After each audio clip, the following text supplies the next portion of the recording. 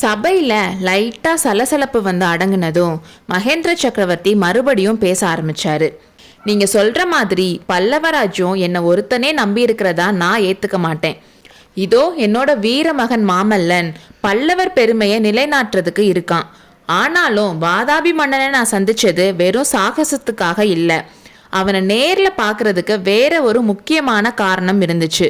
கொஞ்ச நேரத்துக்கு முன்னாடி நீங்க பார்த்த நாகநந்தி 9 மாசத்துக்கு முன்னாடி பரஞ்சோதி கிட்ட ஒரு ஓலை கொடுத்து அனுப்பியிருந்தாரு. ஆயனர் கிட்ட சிற்பம் கத்துக்க வந்த இவரு அந்த ஓலையில என்ன இருக்குன்னே தெரியாம எடுத்துட்டு போனாரு. வழியில இவர்கிட்ட இருந்து அந்த ஓலையை வாங்கிட்டு நான் புலிகேசி கிட்ட போனேன். ஆனா நான் புலிகேசி கிட்ட கொடுத்தது நாகநந்தியோட ஓலை இல்லை. நான் எழுதின ஒரு ஓலையை மாத்தி கொடுத்தேன். அதனாலையும் நம்ம சேனாதிபதி கலிப்பகையாரோட போர் திறமையினாலையும் தான் வாதாபி சைன்யத்தை 8 மாசத்துக்கு மேல வடபெண்ணை நதிக்கரையில் நிப்பாட்டி வைக்க முடிஞ்சதுன்னு சொன்னாரு.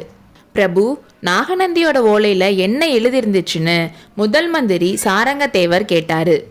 காஞ்சி நகர் மாதிரி பாதுகாப்பில்லாத நகரம் வேற எங்கேயும் இருக்காதுன்னும், வாதாபி சைன்யம் வழியில எங்கேயும் தங்காம நேரா காஞ்சிக்கு வந்து சேரணும்னும் 3 நாள்ல காஞ்சியை பிடிச்சிடலான்னு எழுதியிருந்துச்சுன்னு சொன்னாரு. இதை கேட்ட எல்லாருக்கும் செம கோபம் வந்துச்சு. நாகநந்தி அப்போ எழுதியிருந்ததில்ல பொய் எதுவுமே இல்லை. அப்போ வாதாபியோட சைன்யம் காஞ்சிக்கு வந்திருந்தா உண்மையிலேயே 3 நாளைக்கு மேல நம்மளால தாக்கு பிடிச்சிருக்க முடியாது. அவங்களோட 15,000 போர் யானைகள்ல 15 யானைகளே நம்மளோட கோட்டை கதவை நொறுக்கி இருக்கும். வைஜெயந்தி பட்டணத்துக்கான நிலைமை தான் நமக்கும் ஆயிருக்கும். கதம்ப வம்சத்து மன்னர்கள் வாழையடி வாழையா ஆட்சி செஞ்ச வைஜெயந்தி இருந்த இடத்துல இப்போ கரியும் சாம்பலும் தான் இருக்குன்னு உங்களுக்கு தெரியும்ல. கல்வியில் கரையில்லாத காஞ்சி மாநகரம்னு பேர் பெற்ற நம்ம நாடு என்னோட காலத்துல அழிஞ்சிச்சுன்னு பேர் வாங்க நான் விரும்பல. இந்த காஞ்சி நகரை பாதுகாக்கிறது தான் என்னோட முதல் கடமை. அந்த கடமையை நிறைவேற்ற நீங்க எனக்கு உறுதுணையா இருப்பீங்கள்னு கேட்டாரு. இருப்போம் இருப்போம்னு எல்லாரும் கத்துனாங்க. இந்த யுத்தம் நடக்கிறதுக்கான மூல காரணத்தை நான் சொல்லிட்டேன். இது என்னால வந்தது. அதனால இதை ஏன் போக்குல நடத்த உங்ககிட்ட அனுமதி கேட்குறேன்னு சொன்னாரு. எல்லாரும் அதுக்கு சம்மதிச்சாங்க. அப்புறம் சக்கரவர்த்தி குறிப்பா பல்லவ நாட்டோட தெற்கு கோட்டை தலைவர்களை பார்த்து, கோட்டைக்குள்ள இருக்க போற எங்களை விட கோட்டைக்கு வெளியில கிராமங்கள்ல இருக்க போற நீங்க தான் ரொம்ப கஷ்ட நஷ்டத்துக்கு ஆளாக வேண்டி வரும். காஞ்சியை காப்பாத்துறதுக்காக எல்லா கஷ்டங்களையும் பொறுத்துக்க நீங்க தயாரா இருக்கீங்களான்னு கேட்க அவங்களும் தயாரா இருக்கோம்னு சொன்னாங்க. நாளைக்கு சூரியன் உதிக்கிறதுக்குள்ள வாதாபி சைன்யம் நம்ம கோட்டையை நெருங்கிடும். அதுக்கு முன்னால நீங்க எல்லாரும் கிளம்பிடணும். உங்க ஊருக்கு சீக்கிரம் போயிருங்க.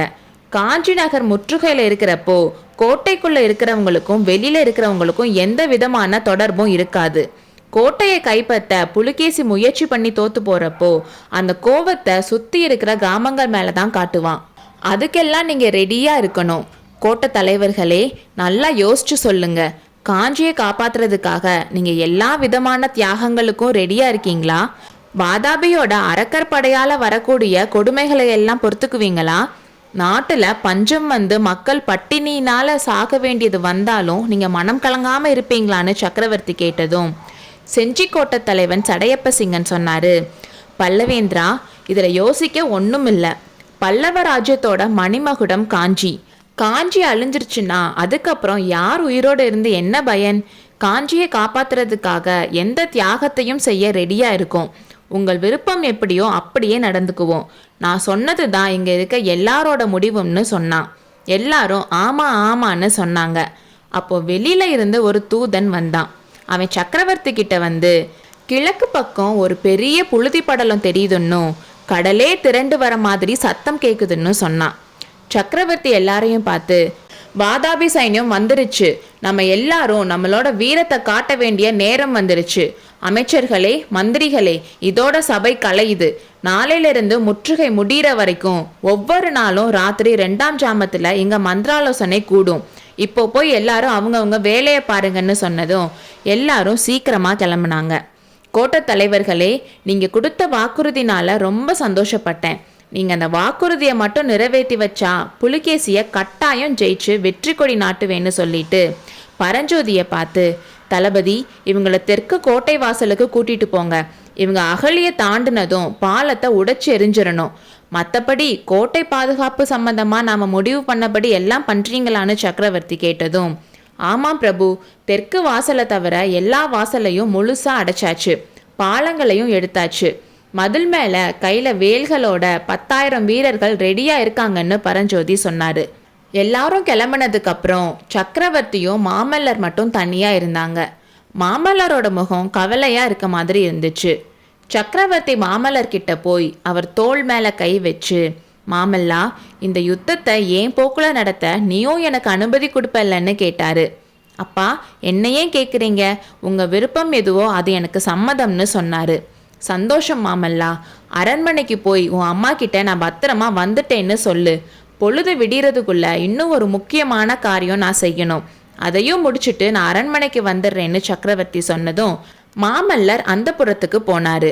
சக்கரவர்த்தி வாசல்ல ரெடியா நின்றுட்டு இருந்த குதிரை மேலே ஏறி ராஜவிகாரத்தை நோக்கி விரைந்தார். அடுத்த அத்தியாயத்தில் சந்திப்போம்.